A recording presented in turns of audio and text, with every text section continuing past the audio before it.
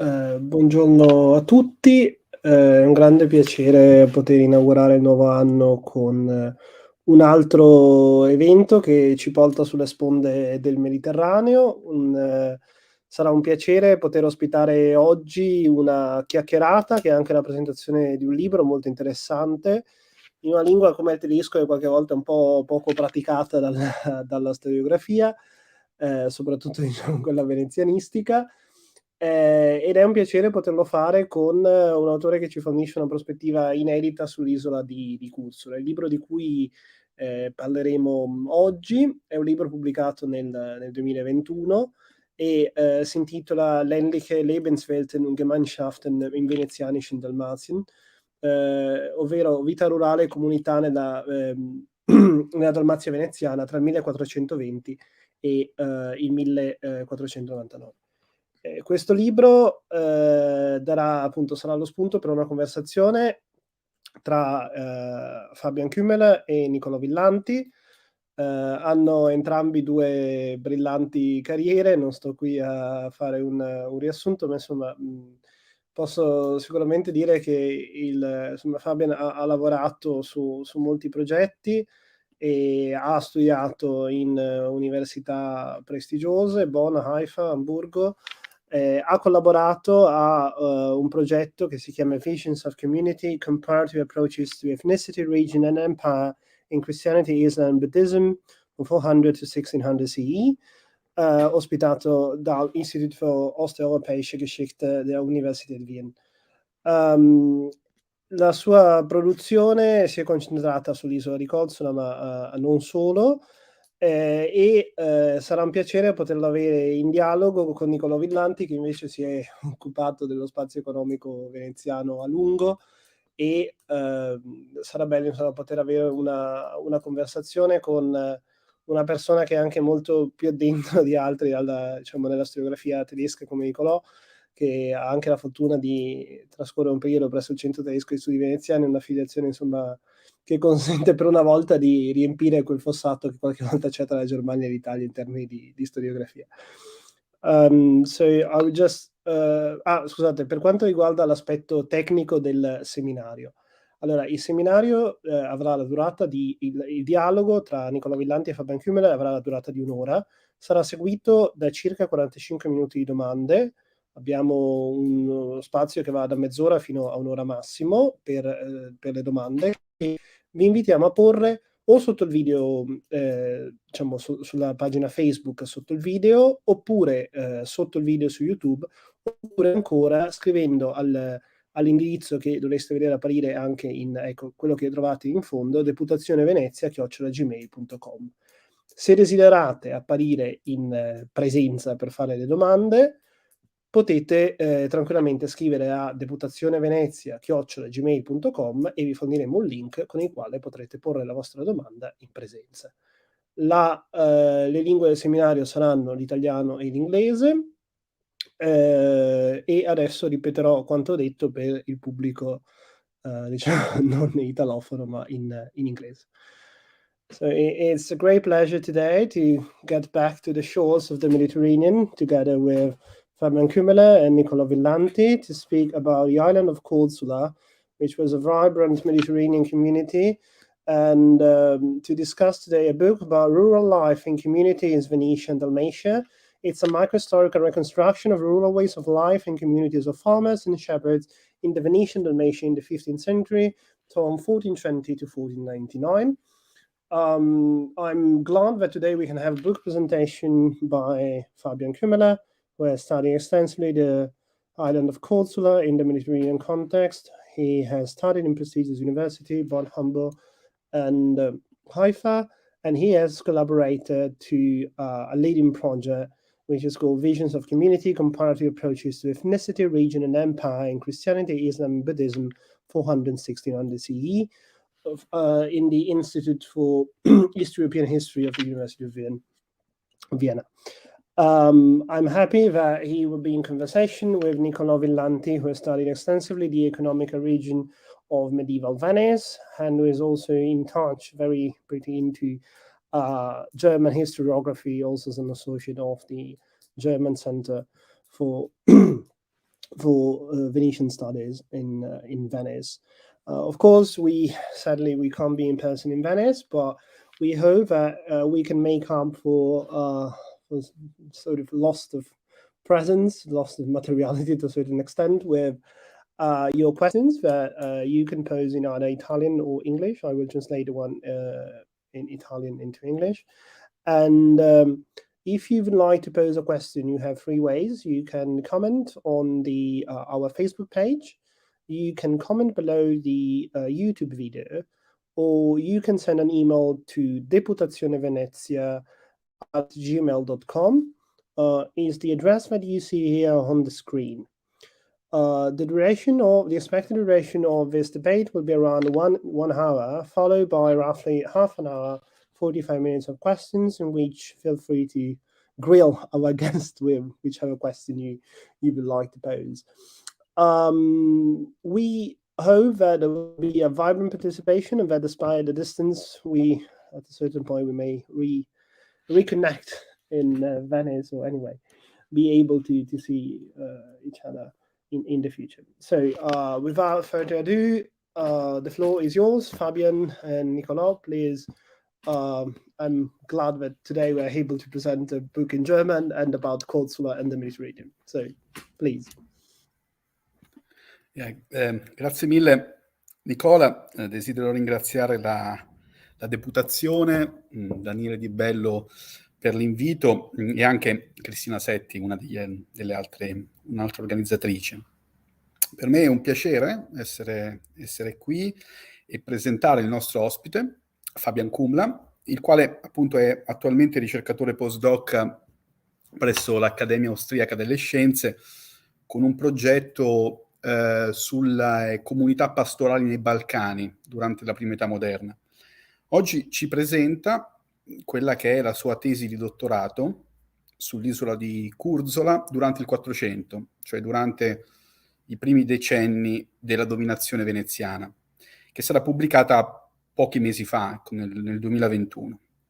Si tratta di un lavoro condotto sotto la supervisione di Oliver Schmidt e che è stato discusso presso l'Università di Vienna nel 2018.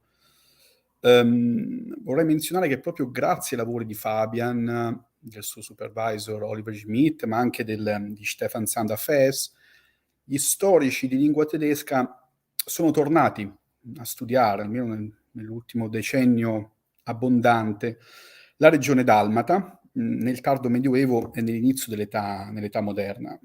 Il loro contributo è sicuramente stato prezioso. Questo di oggi è il secondo incontro organizzato da Venice in Question che riguarda la Dalmazia veneta. Nel giugno dello scorso anno abbiamo avuto Alessandra Rizzi, ci siamo occupati di questa regione attraverso la figura dei rettori veneziani inviati in Dalmazia e delle commissioni dogali. Quindi con uno sguardo, diciamo, top down, cioè dal vertice, anche simbolico, dello Stato veneziano a una vasta periferia, ovvero l'intera Dalmazia. Oggi, invece, grazie al lavoro di Fabian, il punto di osservazione è esattamente l'opposto, cioè da una località specifica dello Stato d'Amar, studiata usando quasi esclusivamente fonti locali. Il risultato è un libro ricco, ben ragionato, che affronta una tematica inusuale nel contesto degli studi mediterranei nella loro interezza, cioè al di là dello Stato veneziano.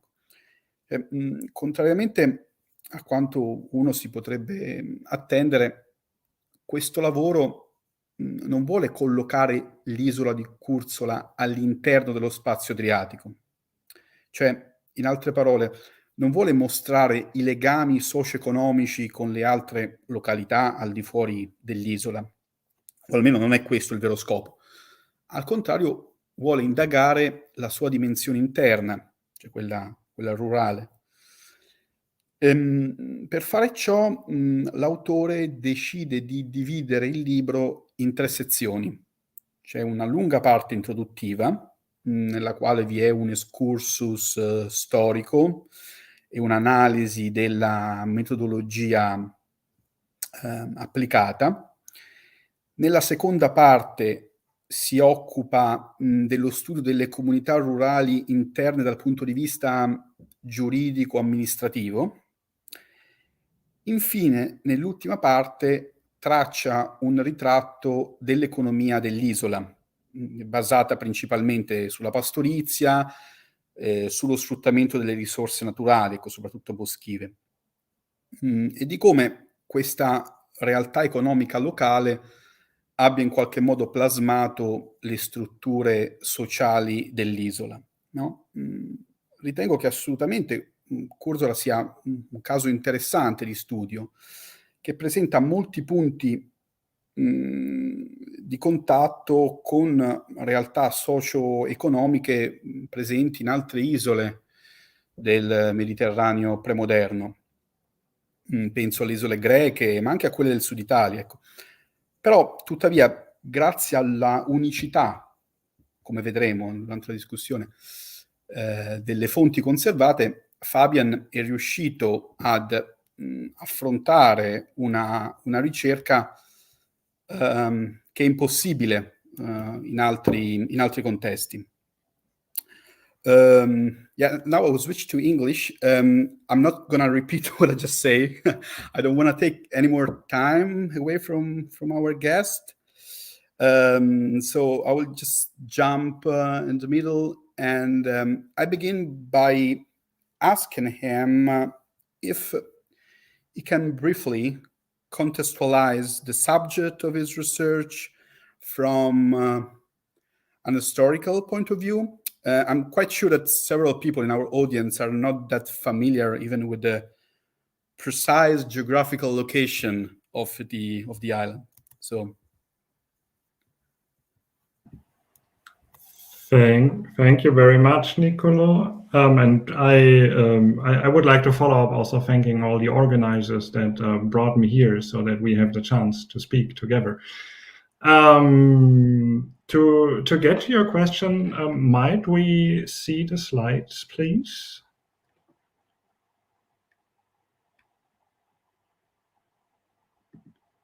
Wonderful. So the island of Korčula is, as you can see here below, is situated a little bit south of the city of Spalato and Trogir, and almost basically bordering the territory of the Republic of Ragusa. So if we are talking about Korčula, then from a Venetian point of view, this is also somehow the southernmost port of the Venetian territory in the eastern Adriatic in Dalmatia in the 15th century, to get an idea of its geographical position. Then we have the territories of Herzegovina close by, the Kingdom of Bosnia is not far away, and we're having islands nearby, such as the island of Hvar, Lesina, and Brač. So this is an island not particularly isolated, very close to the Balkan mainland, and a part of that keeping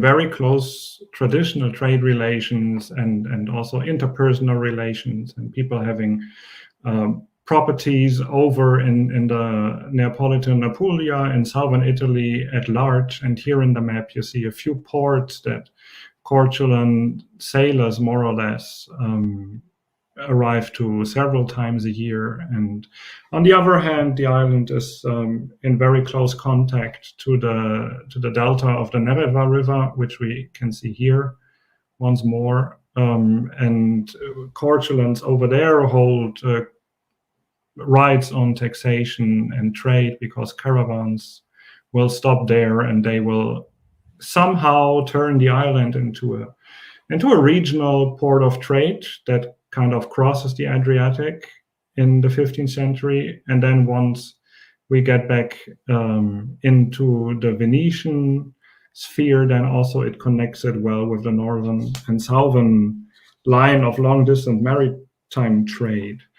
If I got you right, Nicolò, I would say a few words on the historical context of the island as well. Well, then, I try to keep that short, of course. Don't hesitate to interrupt me if it gets too long. But of course, my book starts in 1420 when the island gets part of the Venetian Commonwealth again.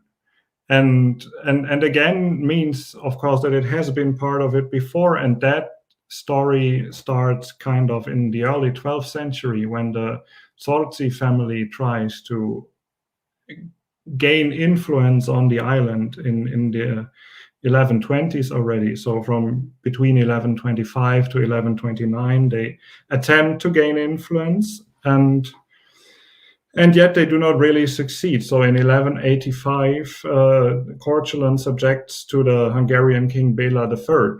And then it is in the early 13th century that there are a lot of players involved in kind of trying to subject the island. The island changes size, if we want to see it that way, a couple of times. So is Hungary involved, Ragusa, the Hum, the Kirk is involved, the Amish, and even the city of Split. So we have many points of contact until in the mid of the 13th century, finally the Zorzi family is back on stage again. And Basilius Zorzi kind of takes the island under his protection. The Korčulans agree to his rule. There are mutual oaths documented. And it's also under his guidance that the oldest, and by far oldest, Dalmatian statute at all, which is the Statute of Korčula, is being codified on the island itself. So in 1265, as scholars agree, and I would agree here with Ludwig Steindorf, who brought up this idea that in 1265, the oldest preserved communal statute is what we have, although this statute, of course, contains laws that are dated on 1214 and might even be older already. The Zorzi family rules basically over Korčula until the Peace of Zadar in the middle of the 14th century. So we are in 1358 here. And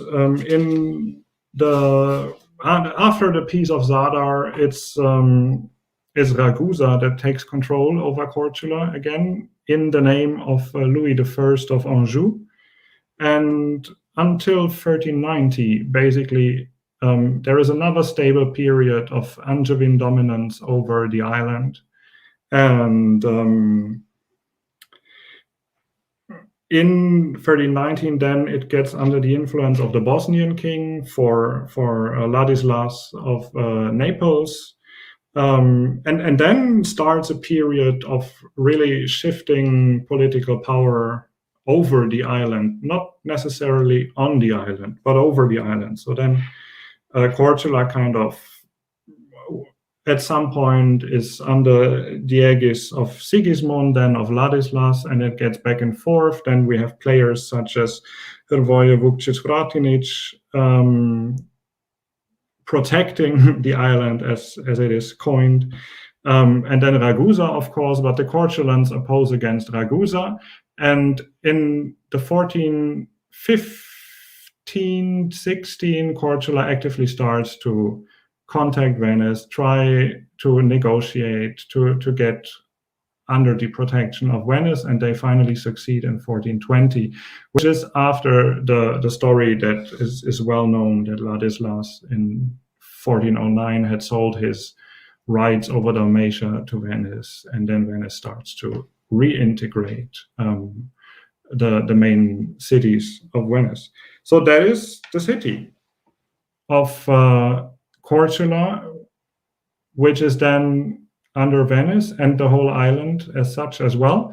And throughout the 15th century, if we are talking on the historical path, then there is not much left to say, because the island in its position is more or less kind of taken out of the mainstreams.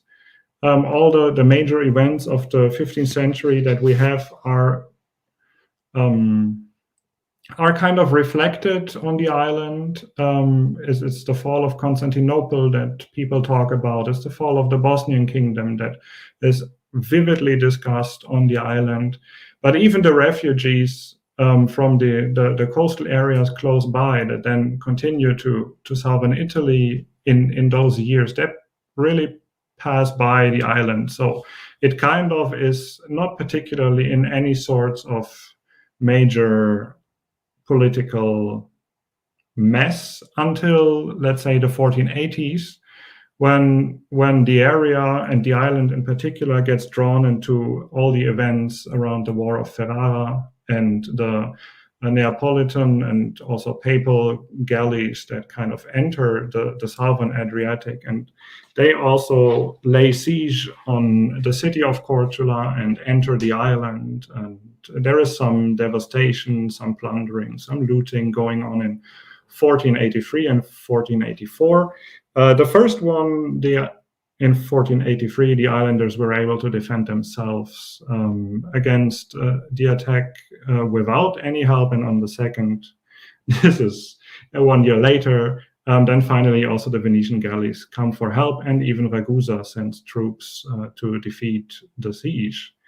And in talking about major political events, that's more or less just the scope in which this book is set. Of course, we have all the other events, but there is no Ottoman attack on the island throughout the 15th century, for example, which is really embossing the scene on the mainland just close by, where we have Ottoman incursions all the time. But the island itself is more or less out of it until 1571, when there is the first Ottoman incursion on the island. And that, maybe that roughly for the historical background, Nicolò. Let me know. Yeah, that's perfect, Fabian. I want to follow up, and I would like to ask you, which is the historiography, especially the Croatian one, of the foreign historiography on the island during the late medieval time. And also, I would like that you explain us which is the situation regarding the archival sources preserved on the island, please. With pleasure. So I would like to highlight basically the particularly 3 books, and that is, of course, the first one is Oto Korčula u Srednjem vijeku, which is the island of Korčula in the Middle Ages until the year of 1420, written by Vinko Foretic and published in the year 1940 in Zagreb. That is, in my eyes, there have been other monographs written also earlier, conveying important historical work, but this one is up until today a crucial book on the history of the island, until the year that I chose as the starting point for my monograph. And he really gets deep into questions that are interesting still today, focusing on basically, he really does a roundabout how the island is integrated in the economic networks, the political situation, the legal development, and certain things with a particular focus on legal matters and urban issues. Then the other volume is written by Sergio Dokoza, Dinamika otočnog prostora, which is the dynamic of an insular space, if I can freely translate it that way. And this is also a book on medieval Korčula, and it is again based, and it's quite complementary to the book of Foretic in that way. It focuses on the period until 1420 as well. And then there is the book written, or actually it's a series of talks turned in a book, a very inspiring little book, a monograph on Korčula sous la domination de Venise au XVe siècle, so under the Venetian rule in 15th century, and he then is his book is the first monograph on the island of Korčula after 1420, basically, and he focuses on power, on economy, and parts of the daily life on that island. And that is basically the main historiographical works. There is, in the Croatian medieval studies, there are a lot of articles, a lot of specialist literature on more or less every aspect of Dalmatian history, and also including Korčula, be it ecclesiastical history or be it economic history. Just to think of Sabine Florence Fabianets, who had written marvelous economic analysis on the island, on the region as such as well. And yeah, but not to get too much into the whole research behind Dalmatia, then your question on the archival situation is, well, for my book, basically, I can say there are more or less 7 holdings that were crucial for being able to write the book. And I will answer your question from the back, because you asked particularly on the situation of the island, but the most important archival holding has been carried away from the island by the Austrians in the early 19th century. So that was the old communal archive of Korčula that has been transferred to Zadar in 1885. And this archive still holds 59 running meters of material from the island from 1338, if I'm not mistaken, to the end of the Venetian Republic. That is more than almost 600 boxes full of material, out of which for the 15th century, at least it's 31 boxes, which is a lot of material for a good basis of study. Let's say the period prior to this, on which the first 2 monographs were written, just to compare it, that century before is 5 boxes. So we really see an increase in available source material for the 15th century, and it increases even further in the centuries after, of course. So the material there kept in Zadar is very rich. For the same 15th century, for example, the port town of Split holds 27 boxes with different character of the material inside. In Korčula particularly, we have a chronological sorting of the material, and we find basically everything that has been produced. For some years not. Some years have a special sorting of the material, but we have the communal chancellery, we have notaries, we have other administrative offices, we have the jurisdiction, we have verdicts, we have testimonies, we have proceedings, mediation, arbitrage, we have council records, we have testaments, we have sale documents, inheritance matters, property charges, transfers of property, and then all those things, not only for the town, but also including the rural sphere. And that was the part attractive for me, that I, in my book, not only can, let's say, capture the rural people once they are in town, but also their rural reality in the villages and even on the fields with the material, because we also have a lot of legal proceedings on conflicts that were happening on the field that have also been documented in the villages or on the field already. Of course, also work contracts, which is important for the herdsmen then later on. There are 2 other holdings that I just briefly mentioned. That is the Sindici Abogadori, which is always good to check. There are holdings from 1430 onwards in Zadar. And then they also have a collection of ducale and terminazie, as they call it, so material from the Provveditore Generali. which is also collected in Zadar. So this is really the main body of source material for the book. Then, of course, Dubrovnik has several holdings because parts of the communal archive has been transferred to Dubrovnik. But these are basically only from the 16th century onwards.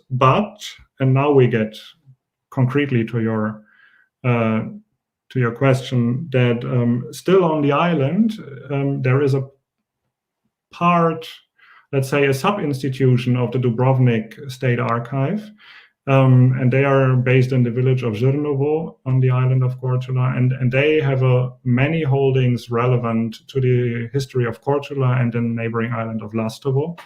That used to be an administrative unit for some time in the past as well.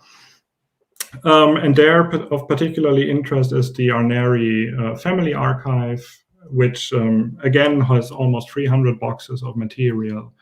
And there you find curiosities such as charters from the Emperor Frederick III, ducal letters, for example, by Giovanni Mozzenigo,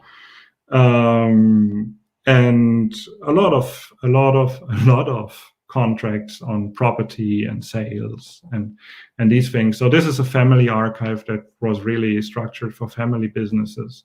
So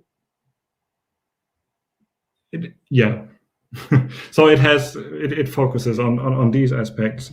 There are, and this is really a pity, there is not much left in the ecclesiastical sector. That what has been preserved has been moved to Dubrovnik in 1828 after the dissolution of the bishopric on Korčula. But literally from the 15th century, it is one small folder, and this small folder is in such bad condition that it is under restoration. And it unfortunately was under restoration for the whole time I carried out my research and wrote and published the book.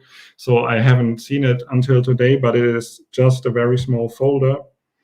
And that still awaits discovery, even from me.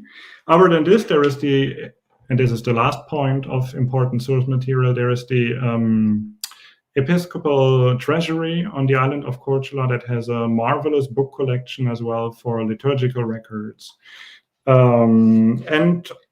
But then again, not for the 15th century, unfortunately, also from the fraternities on the island, the All Saints fraternities, the St. Brockus fraternities, and so on. So long answer to a short question, but there is a lot of archival material still available. Yeah. Thank you for your overview. And I want to just say that I forgot to mention, probably I should have mentioned at the beginning, that your work was part of a project called Vision of Communities. Nicolò mentioned it at the beginning also. And it was a kind of a sub-project of this main project. And Vision of Communities gave us another important contribution for Dalmatian history. And I'm talking about Ermanno Orlando's book on Spalato in the 15th century called Strutture e Pratiche di una comunità urbana. It was published in 2019. And Orlando deals with the study of the urban community of Spalato, and he used the word community. He used the singular form. Yeah. In your research, you have to deal with a word that cannot be confined in a compact space, such as an urban port area. So the rural dimension of Korčula is polycentric. So it's distributed, it's spread all over the rural space. So it lacks a center of gravitation. The husbandry activities, for example, need a wide space, required mobility, of course. So it's no coincidence that you, since the title, you prefer to use the word communities in plural, Gemeinschaften. And regarding your work, one gets the clear impression of how you kind of are moving on a more unstable historiographical ground, at least for the medieval period.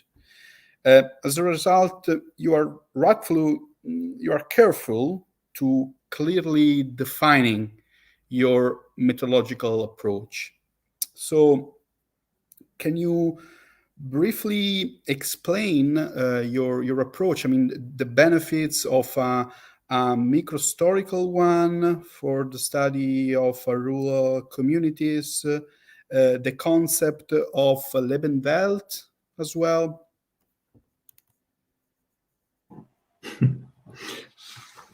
Let me try to, and let's please discuss on that matter, because it's always an thrilling theme of discussion as well. So the Viscom project was a very special project because it was not only have we been 3 to 4 historians really working on Dalmatian history within the Venetian realm, but the project had other project parts that also focused on Central Europe, on Southern Arabia, on Tibet. And we all kind of discussed this idea of community and how to approach it in a historical way. So that already created an amalgam of theoretical and methodological input from various disciplines, not only history, not only art history, but we have been in discussion with linguistics. We have been discussing particularly with social anthropologists, and that is more or less where my let's say my second foot stands in speaking of this book. That is, there is a clear influence, at least, of anthropological methodology, and that kind of shows or really is tangible in the microhistorical approach as well, because microhistory, it has been characterized, I think, by Giovanni Levi, if I'm not mistaken, as a historiographic practice, and not so much as a, let's say, as a theory with a clear-cut body of orthodox ideas and theoretical framing. So it is in constant interdisciplinary exchange, and it is an interaction as well. And I guess it has several advantages to enter a polycentric world, as you say, with such an approach. And let's say the first is the microscopic zoom itself, right? You focus on individual communities, and in my case, or on a small object, on any event, or a single village, or even a single person, and you get a more detailed insight into, let's say, bigger historical situations, dynamics, or the life worlds. So it enables you to kind of question what you had assumed in a more direct way, in a more concrete way, even though it appears to be more abstract. So it kind of is a qualitative analytical approach through which a smaller unit can reflect a larger whole. And if you have this in a polycentric setting, then it got even more interesting, because you could now approach this larger whole. So the island society, for example, as a larger whole on various levels. You could enter through various individuals. You could see how a community is composed of layers of community in a way. You have social professional communities. You have economic, let's say, communities of interest. You have then ecclesiastical parts. You have families. You have all the things you could think of, and you could enter through each of it and get to the same picture in the end through a different perspective. And that really, the micro focus then helped a lot to find answers to larger questions on the inner workings of such an insular society, and of how communities kind of are formed and kept in a whole together as a social construct, but then also how a community interacts with other communities while the individual members of these communities are interacting anyway interacting for themselves as well. I cannot read the chat and at the same time talk. This is I try to focus here. And then the third dimension is definitely that social dynamics processes and structures are formed, as I said, by the agency of individuals. And so if we use the individual as a starting point to approach these things, we get in my view, we get, let's say, the human dimension of be it institutional workings, be it administration, be it jurisdiction. For it, like I discuss in my book several cases of how that interacts, and just to recall one now is that there is somebody getting in trouble with the guards of his village, and then he kind of brings it to the court. But he didn't really realize that one of the guards in his village was a close relative of one of the main judges at the same time.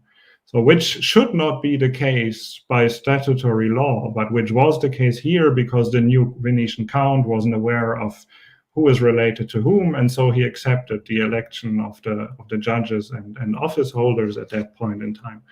And then you see how kind of the family of the guard and the judge they kind of get confronted with the situation, and then also the brothers of the person that had the initial conflict get into trouble because they had other relatives being guards in other places where the one brother or the other brother of that person had a vineyard or had this and that, and suddenly there are popping up so many litigations at the same time, started basically by one family against the other, to put it like this, and then it needs a process involving the Venetian count in themselves and threatening to take the whole conflict to Venice in order to really discuss and reveal who's related to whom, how, and why should this not have been possible. Then the judges get kind of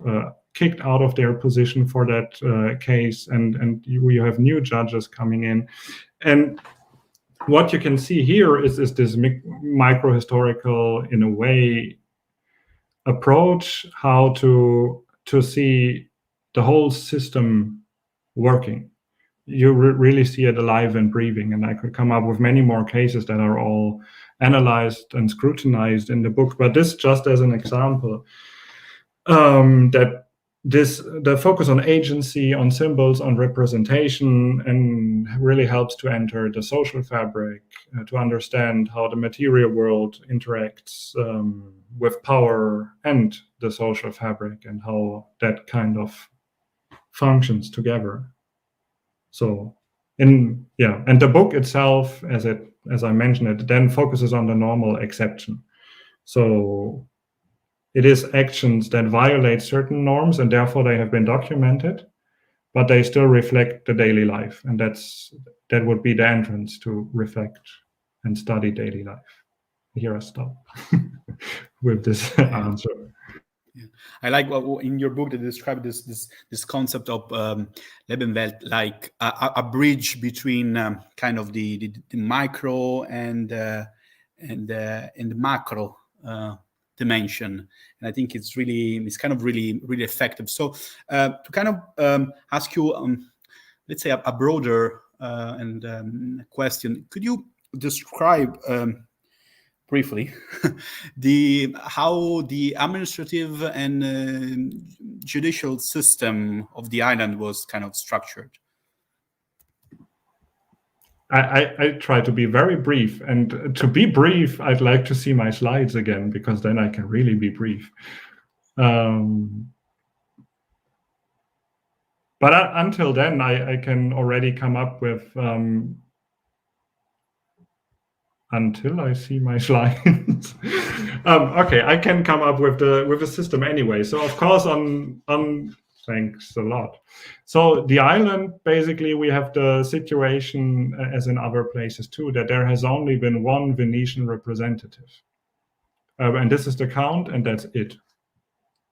So all the rest that he faces is either administrative personnel elected by him, the Venetian count, or mostly elected and selected by the community of the island. And most of these offices then again are members of the community or inhabitants of the island. So in town, the picture is rather quickly done. So we have a chancellor, of course, we have a treasurer, of course, and we have three senior judges that again would subgroup into the oldest judge that has a special position.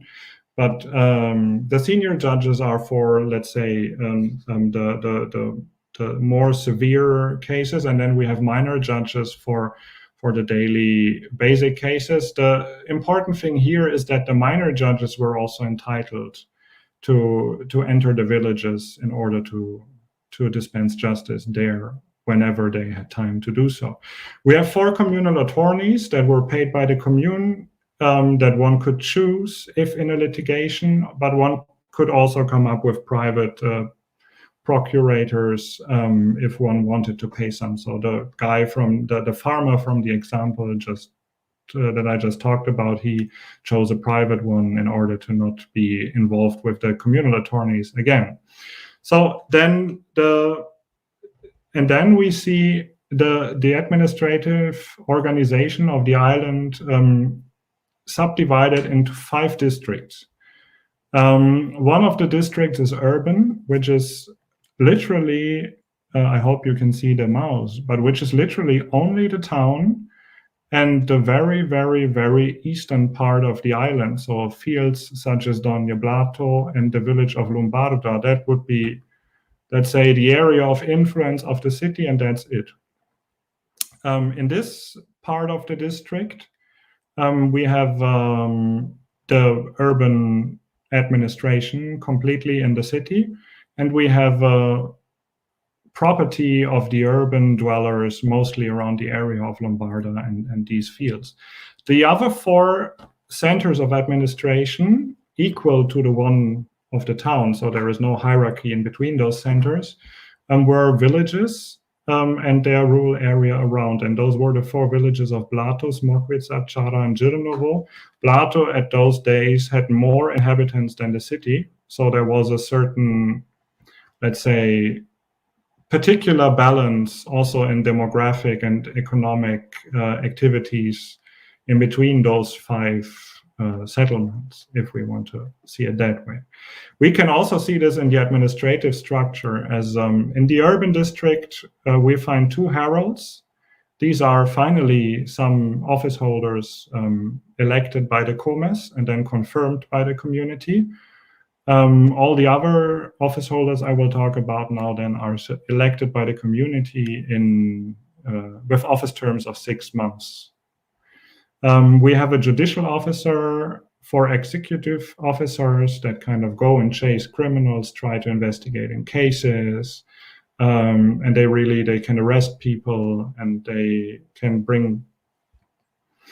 bring basically the cases to the judge. And then in the rural area around the town, we also have vineyard guards. We have no field guards here. There is no grain growing in the area close to the city because it's too dry.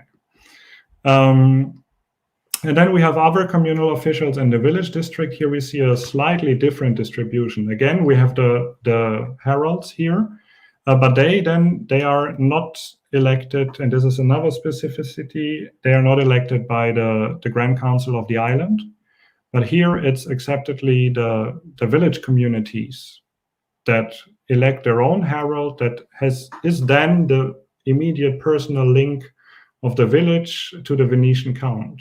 So they have no filter, let's say, in between in the communication and also, basically in the communication of power and the village.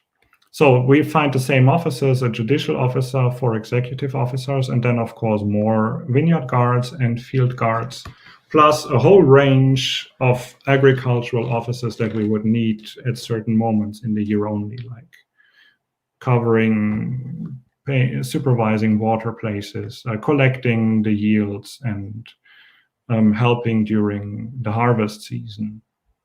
That is, more or less the administrative organization. In order to be brief, I just stop here. Yeah, now I want to ask to focus especially on the exercise of justice. I mean, how, not the structure itself, but kind of the new dynamic that emerged after the Venetian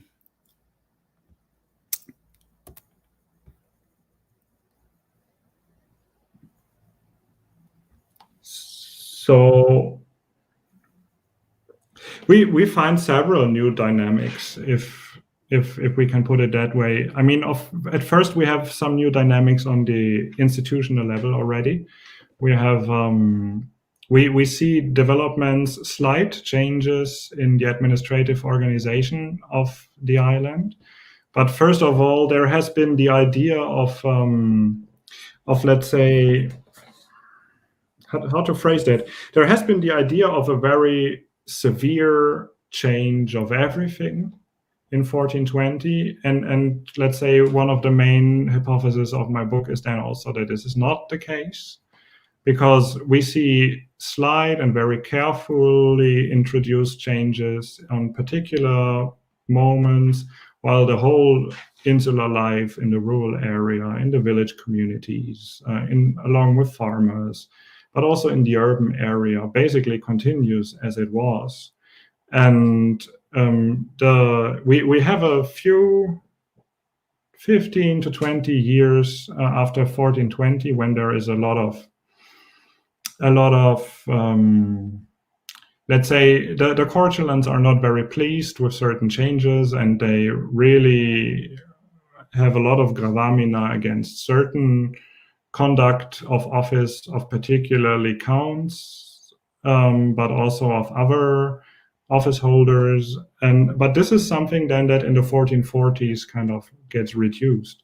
And what we see instead is a certain professionalization of offices. That one is more careful with whether office holders would be related to each other or not. We see a more clear-cut way of electing officers at all.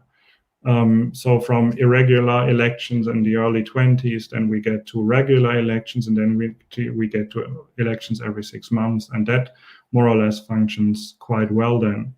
In the justice itself, then this is reflected as well, since we have more clear communication going on between different office holders. But in general, then we see the situation simply that we have those, let's say, we have those guards patrolling their district, and we find them bumping into certain scenes without being aware that something could be there. So they're simply on the run, and then they smell meat. And then they kind of go there to investigate the scene. And then what we still have is reports on those things. It's like if a sheep ate the wrong grape in the morning, you have a report in the evening. And you have those, you still have them preserved until today. And of course, we have criminal cases. We see people enter homes or discuss about whether they are allowed to enter homes or not. And this helps really to get also the idea of the life world into how it interacts with the jurisdiction and the life world, and also we have the oral speech more or less documented as it was, or at least in dialect, then versus a more regular administrative language, sometimes even in Croatian, or sometimes translated from Croatian into Venetian dialect. The jurisdiction from an institutional point of view, then what we see here is that Venetian counts introduce they kind of cut off older offices if they are not really used. Like there was a particular type of guard elected sometimes for a particular part of agricultural area. Offices like those, they were, after some time, they have been dissolved and then integrated into the field guards and the vineyard guards and those things. And what we see particularly is an increase in pragmatic writing in rural office holders. So the Venetian counts and the Grand Council, they invest in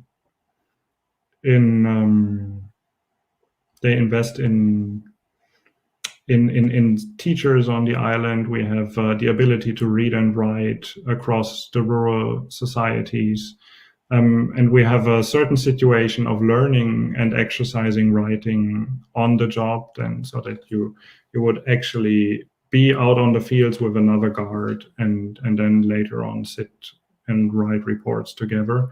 And but you also find in the archival material then handwritten manu propria letters to people, not only by priests, but also by farmers and herdsmen and shoe sellers and those things. At the end of the day, that might be banal to say, but then the jurisdictional system, the institutions, simply it gets more dense in organization and communication. If that kind of is an answer in a nutshell to what you asked. Yeah, now we are in the second half of our talk, so let's focus on the third part. It's really also quite dense, that you are focusing on herding on the island. You are a great expert on this topic, and you keep studying it in different areas of the Balkans. So can you tell us about the economic and the organizational aspect of this activity, how it was organized, and especially on the impact on the social structures on the community within the islands?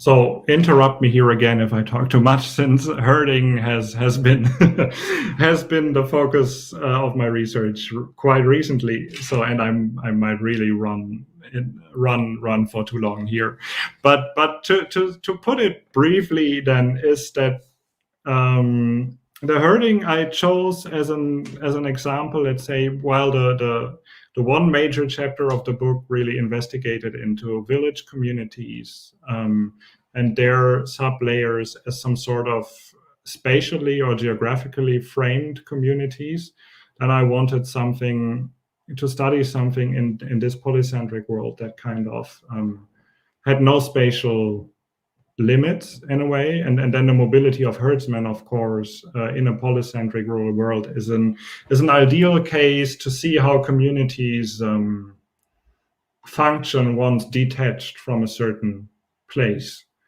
And what I found in the herdsman example is kind of an interesting thing, because first, if we take, let's say, the mere economic view on herding, then of course this was something increasing throughout the 15th century, not only on Portugal, but let's say everywhere in the Mediterranean world and in the Adriatic. So against that background, it is no surprise, and Sabine Florence Fabianets has brought up numbers already, that the herding products and what the island of Korčula exported and sold in the 15th century rose dramatically. So we see an economy on the rise, and we see more and more sheep and more cheese and more lambskins being produced. So it has been, I mean, they exported 26,000 lambskins in 1475 alone, and 7.3 tons of cheese, according to Florence Fabianets, and that rose up until 28 tons of cheese per year in 1497. So that is quite a bit of animals that we can imagine roaming across the island. And then again, that that is not so, the economic part is not so much the basis of the community aspect in the herding, but it's rather the seasonal lifestyle that kind of is shared, particularly among herdsmen. Of course, farmers and other rural dwellers have a seasonal lifestyle too, but with the herdsmen, it's connected with a particular sort of mobility. And a routine when sharing days are, when to go on winter pastures, when to start roaming in summer, and what to do in specific things. And we find a very dense legal situation for herders that has a lot of special rights to offer for herders, but that also sets rules, like you can only be a herder based on a working contract. If you are a herder and you herd animals from somebody else, you need to make, upon receiving the animals, you need to have a tally stick. And those tally sticks you need to carry around with you all the time.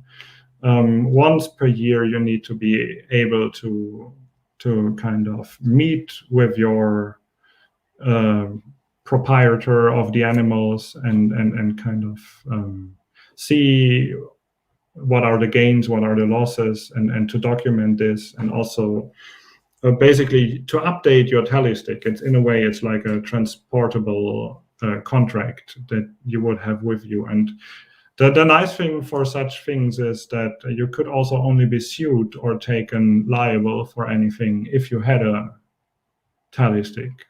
So we have many litigations where you see people just claiming that, oh, this sheep over there are mine, but the herder doesn't want to give me my part. And then once you couldn't produce your tally stick, you were out of the game, more or less. So this is one side, the legal, the contractual basis. Then we have the seasonal things. But then also, of course, sheep roam around and goats do likewise. And and they don't stop necessarily where people want them to stop. And even if you build fences, and they just enter gardens, and maybe herders also don't care. The thing that happens is that there is a lot of social conflict. There is a lot of authority produced. There is a lot of disdain against or disregard, basically, against herders here. So from the positive things like the contractual, the legal, and the seasonal routines that we see, there is also a negative impact on how herders as a community function. So ex negativo, the disdain also kind of brings them closer together as a community. And I could really now lose myself in talking on crop damages and their social and economic impact, or on animal theft. I might simply touch upon that story that is somewhere in the chapter on animal theft, that it has been, for a broader societal discussion in 1429, they have had the curious situation that so many people on the island have been condemned for animal theft, which from the legal point of view they were thieves, so they had no political voice anymore. If they were patricians, they were not be able to have their own economic business. They could not be testators anywhere. So they lost a lot of credibility, basically. And they reached a situation in the late 1420s that so many people had lost their reputation and credibility due to animal theft that they simply had to have a general pardon on animal thieves in order to only have the Grand Council itself able to decide decisions. And so just that, to get a feeling on what presence the pastoral life also had, even in town, and for the economic relevance of people. Yeah, but that would lead to other topics, and I stop here in favor of time. Yeah, so I kind of follow this question, and in the introduction I say that in this book there is an element that is absent, it's kind of missing, that is the sea, the ocean. Reading this book, is the sea is perceived kind of indirectly, yeah, and it's a reason that, one of the reasons at least, that can explain the development of certain economic activities. But I want to ask you, what is the relationship of the actors active in this rural environment that you describe, for example, the shepherds, or those that are involved in the working on the forests, with the, let's say, maritime merchant elite that was living Korčula downtown. So what are the direct interests of this kind of merchants' families from Korčula, but also Venetians that lives in Korčula, with the rural part of the island? I know that this point is not, you are not touching this point on your book, but I'm pretty sure that you can give an answer on that. Yes, I will. But first, I just recall a few points where I somehow, I focus on the rural area of the island and what happens inside. But there are several points where I connected to the sea, or where also the rural area actually extends to the sea. And those would be worth mentioning here before getting onto your question. There is the one thing, since we're talking about herdsmen, then of course there are several smaller islands around the island of Korčula. It's basically, sometimes it's more or less, it's just a piece of land, but still it has been used as pastures. So all around the island you would find,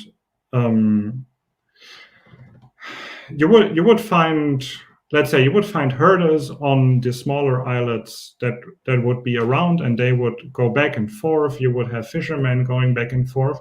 But first of all, you would have, they didn't construct any sort of road across the island, as you would simply walk wherever you wanted on any way or path beaten. But all the major things like transport of wood, transport of stone that has been exerted in Korčula, and all those things, they would be transported via the ocean, via the Adriatic Sea. So every village has one or two ports, smaller ports, sometimes very small, but they would be, you would find the ways, the roads actually leading from each of the settlement to the sea. And then people would go by boat. And this you would do if you are a farmer bringing your harvest, if you just go to town to see a relative for whatever reason. So there is a close connection, even with those not fishing and with those not being kind of involved in seaborne trade.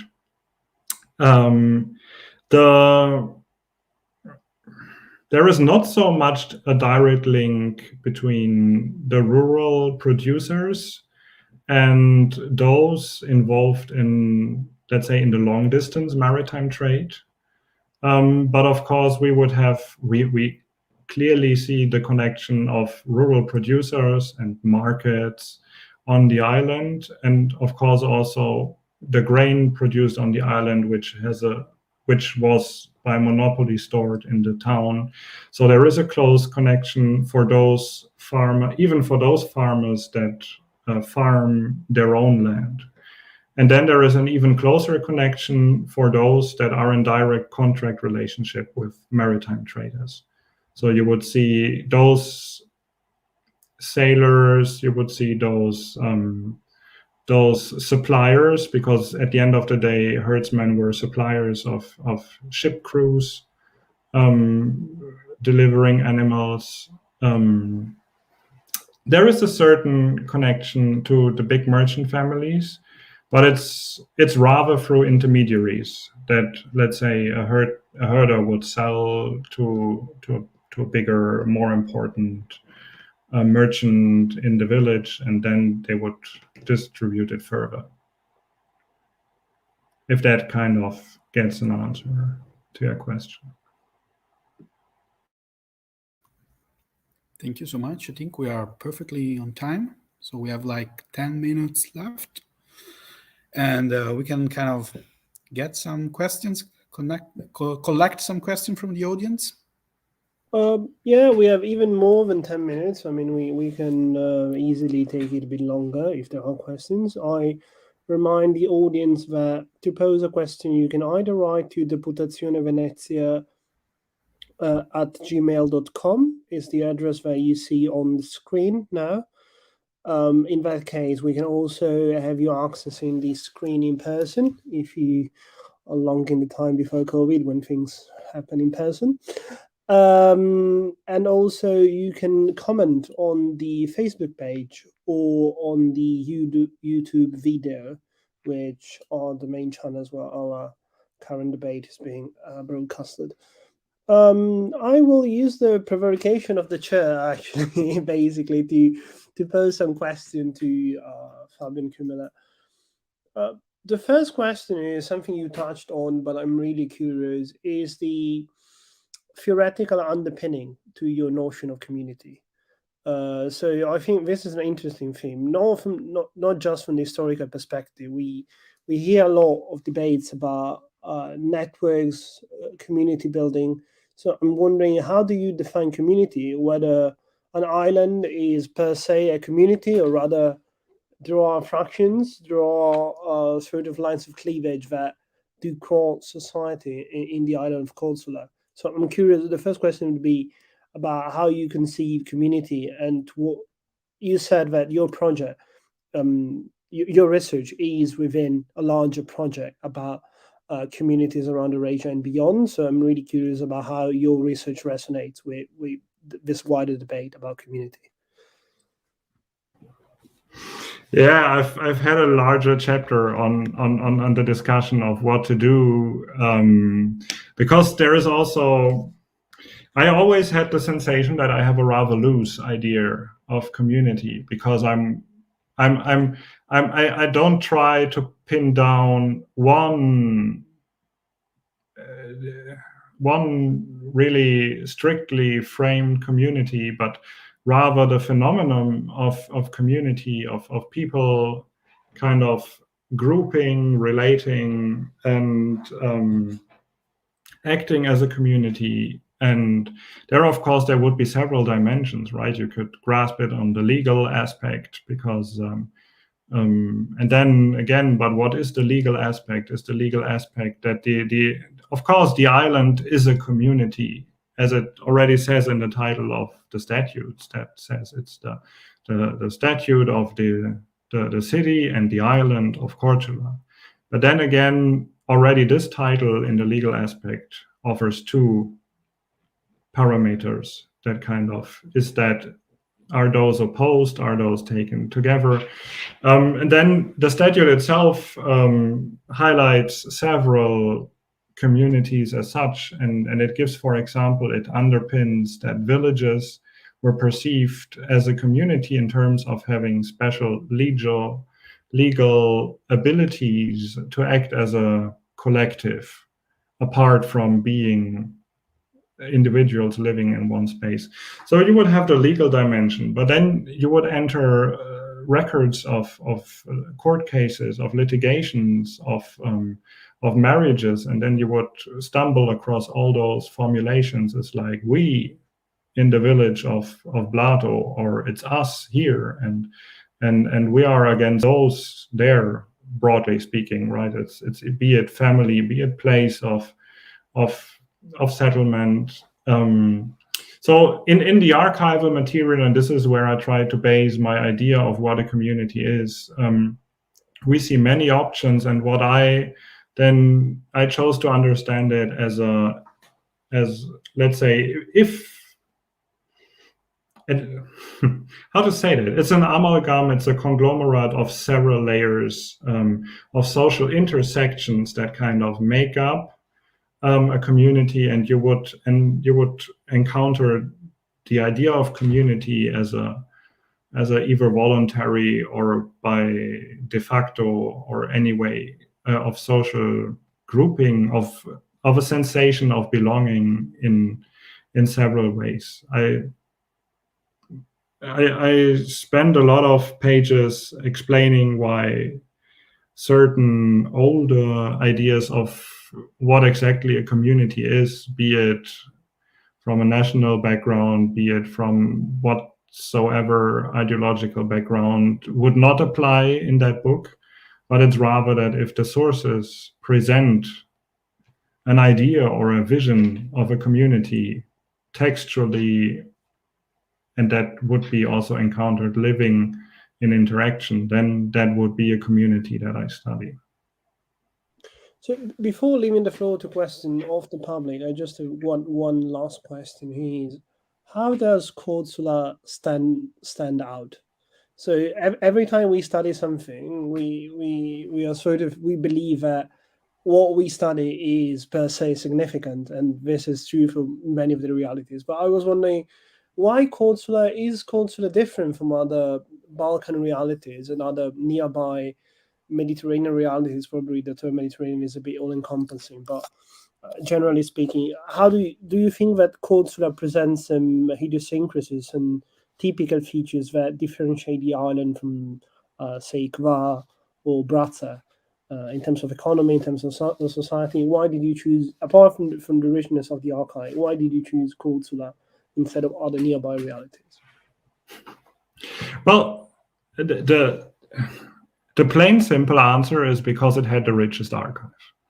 So that because I wanted to track down the social life, the social interaction, and whatever the repercussions of this are in an institutional, in an administrative, in a legal situation of whatever kind. So I investigated into aspects of concubinage, marriage, family life, economic conflicts, social conflicts, also how the ecclesiastical or the secular jurisdiction coexist and contradict each other. How community is like, there's this fantastic case, before I get back to my phrase, there's a fantastic case of a man who brings his wife and his children into the house of his lover. And then they live all together, the wife and the lover, in the house of the lover, and everything is fine until the community kicks them out. And tears them apart, and then we have this whole big litigation on how and why, and everybody pretends that there was no one to give the order to do it. But then, of course, people say, "Oh, it was the bishop." Others claim it was the count, and everybody feels like, "Oh no, I didn't do it." And that is something very stunning if you see it on the micro level. How layers of community interact with certain legal aspects and with offices, with official institutions, and so on. Then again, no, I lost the question. So what I'm trying to say is that I lost you. Can you simply give me a keyword again? Why does what makes it different? Yeah, thanks. Yeah. So I started off with the particularly archival situation. So, but then again, features of the island. Yeah, you would like from the environmental space. It's even there. It would be, let's say, at least extraordinary because it has a lot of forest and thus a slightly different economy in terms of, you would have shipbuilding on the island. You have a major wharf for the southern part of Dalmatia. Not compared to the urban wharves, but there is shipbuilding. Ships stop by for repairs. So you would have a certain, even though it's periphery in a way, you would have quite a certain regular contact with the external world, and that external world gets into contact with the rural world as well when there is somebody having his ship repaired, strolling around, and then the villagers capture him because they think he's a pirate just because he speaks a different language, and those things. So that makes it different. The degree of how we can work with the material makes a difference, and then yet again, I felt it's that the structure that the rural communities on this island are particularly strong makes a difference as well, because here we can really see the rural world well documented at the end of the day. And I mean, the village of Blato, that in the 15th century had more inhabitants than the city, it still had more inhabitants than the city in the 20th century, and still up until today, if I'm not mistaken. So it was well known as Yugoslavia's largest village. So, I mean, you would encounter this in the late medieval ages, and there are several other points of entry where you could, you have the situation among different major players. No contact to the Ottomans in the 15th century, almost no, is quite special compared to other Balkan places, but you have the close connection to southern Italy instead, close contact with the Habsburgs, with Hungary, with Naples, trade relations with the Catalans, with Sicily, and all these things. So there is quite many reasons. So we have a question from the public. I think it can be shown on the screen, right? Okay. So it's from Michele Santoro. He asks, "Hello, Fabian. I heard about the fraternity of the stonecutter of Corsola, and I would like to know more, and also about the shipbuilding on the island. Thank you for your research." Well then, Michele, if I may, first of all, thank you for the question. I have to disappoint you a little bit. I mean, I touch upon the strong tradition of stone cutting on the island, and I just talked about shipbuilding that has been on the island, but I did not touch upon the fraternity of the stonecutter or fraternities as such, because they haven't been reflected in the source material that I've been using. So for the 15th century, I actually didn't come across it, which could be due to the material, but here I simply have to say I don't know. It has not been the focus of my book. I'm sorry. The question was also about shipbuilding on the island, which is something you just touched about. So maybe. Yeah. Well, I could elaborate a bit more on this. So there has been the forestry as such has been a topic of let's say conflict on the island, as well as it has been a huge factor for the economy of the island. Because of the many forests, there have many people been cutting particularly pine trees, and pine trees they are quite well used for shipbuilding, and they have been used in the wharf of Korčula to repair ships, and they burned it. They burned part of it for.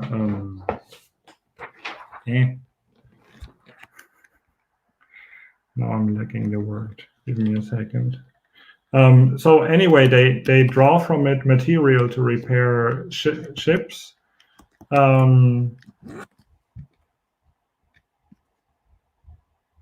Pitch, of course. Yeah, so they gain pitch from it. And with the pitch was particularly well used for repairing ships, building ships, in order to enable them to swim, after all. And those the forest had been devastated, as it is framed in the source material, to such an extent in the later half of the 15th century that the Venetian counts, but also the local population, they frame it in a way that they were living, that the whole island was one fire of people producing pitch, and you have all the trees cut down, that no more tree was left, and all those gravamina presented both to the Comes and to the Venetian representatives, the Sindici.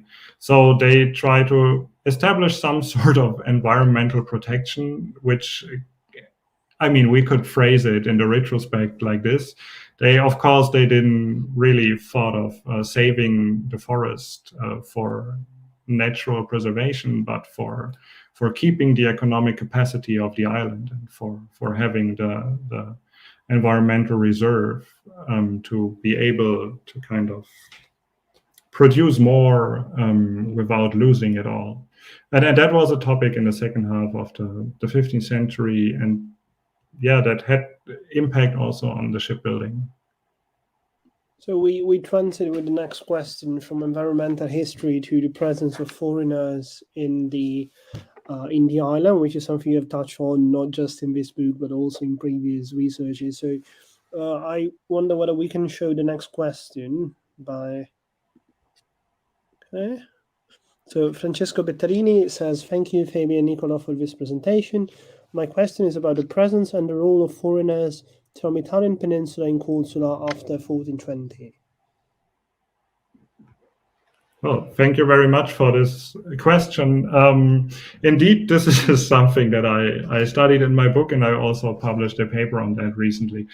So I try to be not too long here. There has been many. The integration of the island in the trade routes of the Republic, particularly, brought in people from the Greek realm, from Crete, from Corfu, sailors, ships coming from Northern Africa, from Egypt, from the Levant, of course.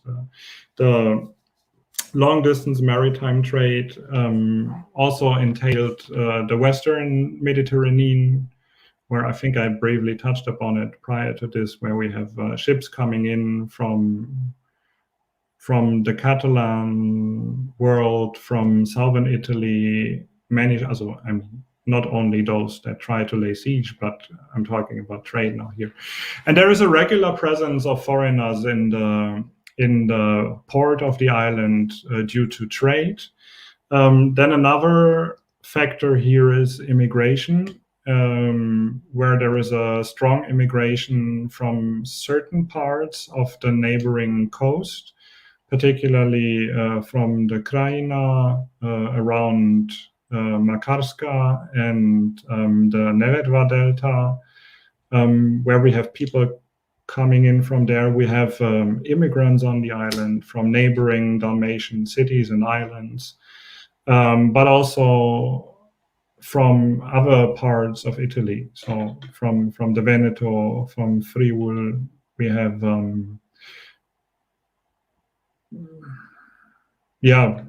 there could be a longer list. They would be organized so it is still possible throughout that time to get citizenship, even though this is in the material is not so much a matter of discussion, because we have the habitator status and quite an easy integration for newcomers on the island. They are welcomed through many certain mechanisms of paying less taxes, getting property even. But yeah, there is a certain welcoming atmosphere, as I also laid down in my paper on that. And then, but of course, there would also be immigration, which is not part of the question. But yeah, I was thinking whether there's I don't see it in the chat, but in the commentary. Well, if I may, I will again abuse my position to ask you a last question regarding this theme. So I was pretty much interested in the relationship with the Western Mediterranean, which is something, is a sort of theme that normally is not at the center of Venetian historiography in general. And the two halves of the Mediterranean looks like two sort of split spaces that do not normally communicate in the historiography. So I was wondering speaking of the more restricted area of the Adriatic, I was wondering how strong were those relations between the two halves, between Puglia, say, and the Kingdom of Naples and Corsica. I know you've touched on this theme apart from your book into contribution, but I was wondering whether it was just mere trade routes, whether we see settlements, whether we see immigration, what sort of relationship. I think this could challenge the image of a sort of coherent Adriatic, which is just dominated by Venice, but then propose a more pluralistic space which was dominated by different agendas and actors?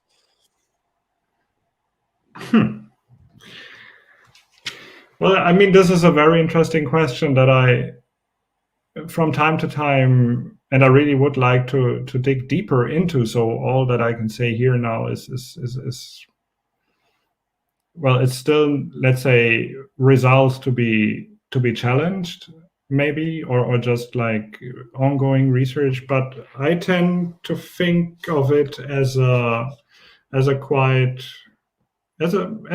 functioning connection, let's say, between the island and southern Italy, at least, because it's not only that we have I don't know, export licenses and port registers, where we see connections to certain ports in Apulia and upper north as well from time to time. But it's also that you have islanders in conflicts on completely different matters on the island, in certain situations threatening with, okay, so if you don't let me do this here, then I simply go to my property in Apulia, which is something that you encounter more than once, let's say. I mean, this is not that the whole island also had a house somewhere in Apulia, but this is that there have been people that have been engaged in trade mostly, or members of the family have been engaged in trade, and those families, or particularly individuals, also own property over there. And that kind of is a link, at least in certain decades of the 15th century, that gives a hint to a somewhat stronger connection. I would, let's say, frame it as a hypothesis. And then, of course, there are times when Naples and the relationship with the Adriatic or Venice are a little bit more tense. and then it's like it's from the material side. I didn't study both sides yet, so Nicolò would probably be much more entailed to answer that question than me. But at least from the local perspective, I see a connection, but to what extent that connection is alive and working, and more than just somebody saying that, oh, I have a house there, but nobody knows whether he actually has it. Which could also be the case, right? I just have my local perspective. So there is at least a claimed connection, and a connection that we see in trade going on. But other than this, I'm ready to look deeper into that. Okay, so I think we have answered to all questions, but again, this is, as in marriages, your last chance to say something or to be silent forever.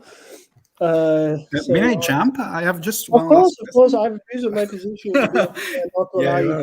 You're on fire, so I'll let you give your question. I just want to ask you something about the literacy level in this rural community. You talk about this.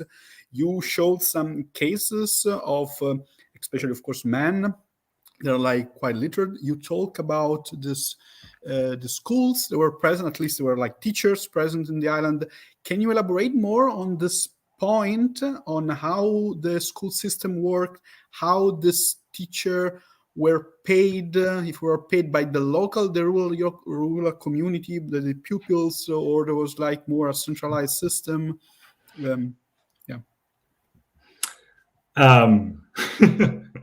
So the school, that at least to me was quite a thrilling thing, because that is organized there are two actually in the city or on the island. They also have a doctor, and that doctor, or it's a barber for some time, and then later it gets a medicus physicus as well. But these are positions that apparently have a very high esteem among the local community.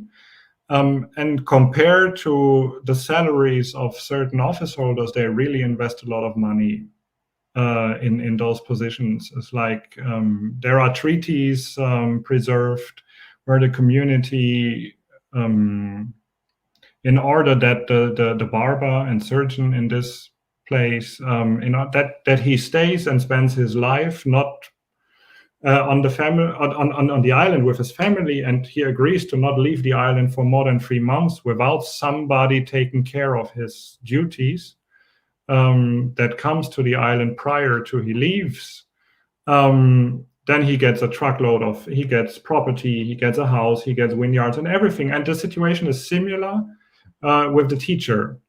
So we're talking about, I think, an annual salary of 80 ducati, which is on the island. It's quite an amount of money. Plus, you get a house, you get vineyard too, and these things. And still, they struggle to find a teacher, other than the barber and surgeon, because they always have enough of them. Sometimes 3 of them at the same time. But the teachers, they try to identify, then they hire them, they come, and after a year they are gone. So I have a lot of sources on the teaching, because simply teachers are missing, and they would like to have more, and then they debate whether to raise the salary and this or that. And then as part of the salary, the community raises, so it's a shared salary in a way that families agree to give their children to the school, and for every pupil they give, they pay this and that amount of money that varies throughout the 15th century.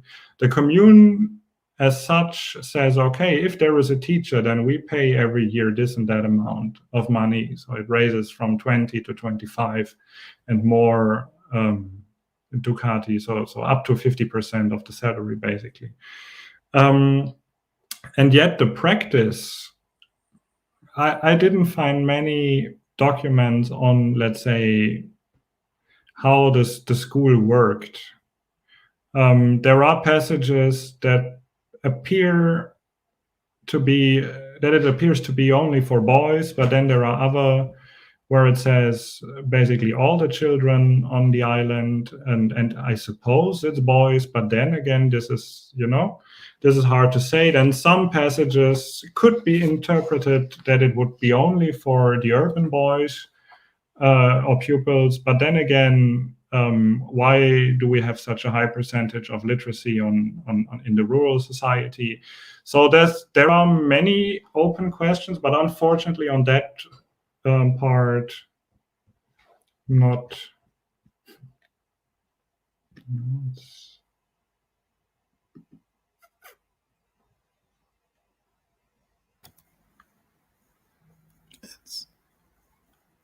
I think it's gone. So we are having a freezing moment. It's the beauty of some connection issue.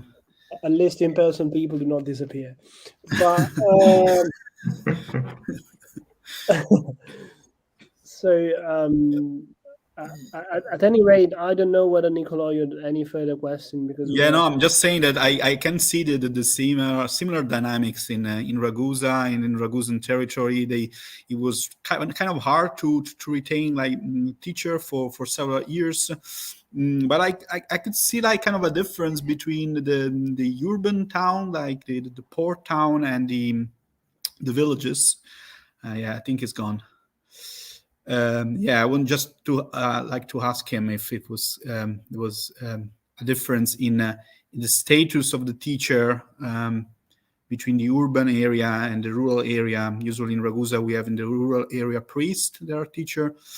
In the urban area, teachers are coming from Venice or from the Italian peninsula. So this was my question, but yeah.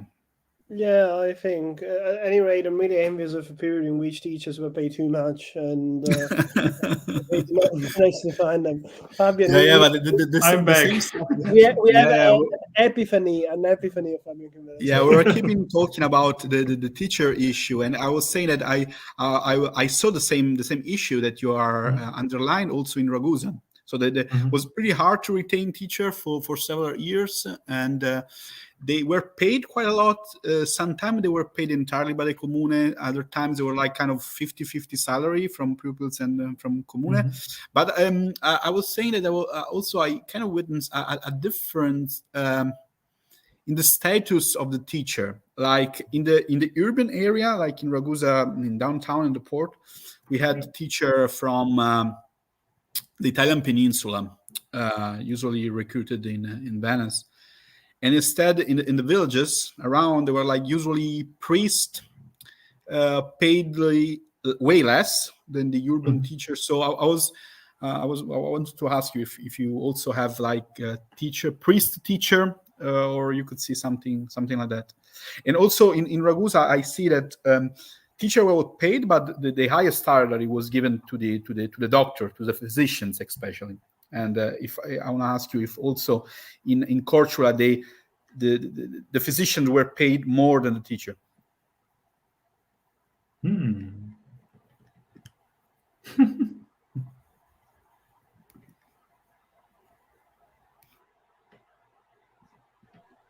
Can you hear us, Fabian?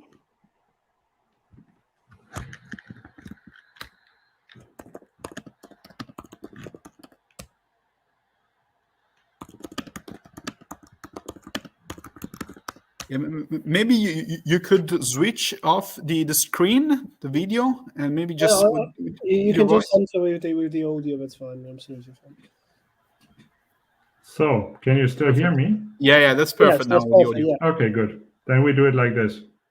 It's a weird thing. I mean, what I wanted to say to what Nicolò just said is that on Cortula, this is the whole debate basically about the teacher is also connected to what you see there is really how on the island the humanistic discourses are reflected, because then in the council meetings they come up with quoting, passages of books talking about education. And then they start to argue about whether that is important or not, and what part of it is particularly important. So that's rather fascinating to see. But as you ask for the priests, then it's I could only indirectly answer to that you, of course, you find the priests quite often in them being those that send letters to the count or to the administration in the name of a particular person somewhere in the village that allegedly then is not able to write and send letters themselves. So they act as more or less a local scribe on a private level. So from that observation, one could argue that there is a chance that they might then also take some time and sit there and teach somebody to read and write. But then again, this is purely speculative. But could be that we could encounter one day sources that would either reject this idea or not. Okay. So do you have any further questions, Nicolò? Or? No, it's okay. Okay, perfect. So I'm again looking at the various chart. It seems that there are no more questions. No, there is any question in the email. So I would say it's time to wrap our presentation up and to thank both Nicolò and Fabian for having been with us today, and of course the Deputazione for hosting us. And it has been a real pleasure, I think, to hear about something which is uncommon, such as rural life in a Mediterranean context. And I think it's also important to showcase a different historiography, so the German historiography, which is normally not present in the current debate sometimes. So I would like to thank both for their contribution, and I wish all of you a pleasant week, and I'm looking forward to meeting you for the next seminar. I think this is the end of our presentation today, and I'm looking forward to seeing you again. Thank you so much. Thank you. It was a pleasure. Thank you. It was a pleasure here. Bye-bye. Bye.